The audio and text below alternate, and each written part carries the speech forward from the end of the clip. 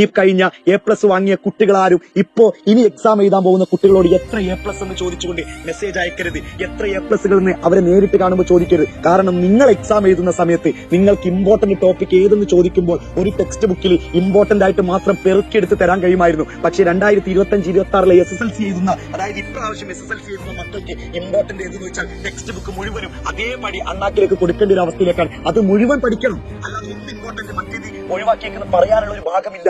അതുകൊണ്ട് പ്രിയപ്പെട്ട കഴിഞ്ഞു പോയ SSLCയിൽ A+ വാങ്ങിയതും 5A+ഉം 10A+ വാങ്ങിയ എന്റെ പ്രിയപ്പെട്ട മക്കളോട് ഒരുപാട് സ്നേഹത്തോടു കൂടി തന്നെ പറയട്ടെ, ഇനി SSLC എഴുതുന്ന മക്കളോട് നിങ്ങൾ ഒരിക്കലും A+കളുടെ എണ്ണം ചോദിക്കരുത്. അവർ നിങ്ങൾക്ക് പറഞ്ഞു തരും. നിങ്ങളോട് പറയാൻ അവർ ആഗ്രഹിക്കുന്ന A+കൾ അവർക്കുണ്ടെങ്കിൽ അവർ നിങ്ങളോട് പറഞ്ഞു. നിങ്ങളായിട്ട് വെറുതെ കളിയാക്കുന്ന രൂപത്തിലേക്ക് അവരെടുത്ത് പോകരുത്. കാരണം നിങ്ങളും അവർ രാപ്പകൽ വ്യത്യാസമുണ്ട് സിലബസിന്റെ കാര്യത്തിലും ക്വസ്റ്റ്യൻ പാറ്റേണിന്റെ കാര്യത്തിലും. അതുകൊണ്ട് മക്കളെ ഒരിക്കൽ പോലും അവരെ മനസ്സുകൊണ്ടോ വാക്കുകൊണ്ടോ നോട്ടം കൊണ്ടോ A+ന്റെ പേരിൽ നിങ്ങൾ അവരെ വേർതിരിച്ച് കാണരുത്. ഇപ്പോൾ എക്സാം എഴുതുന്ന കുട്ടികൾ ഒരുപാട് കഷ്ടത അനുഭവിക്കുന്നവരാണ്, ഒരുപാട് കഷ്ടപ്പെട്ട് മുന്നേറാൻ ശ്രമിക്കുന്നവരാണ്. പക്ഷെ അവർക്ക് എവിടെയൊക്കെയോ ഇങ്ങനെ വലിച്ചു വാരിയ സിലബസുകളായതുകൊണ്ട് അവർക്ക് ബുദ്ധിമുട്ടുന്നുണ്ട്.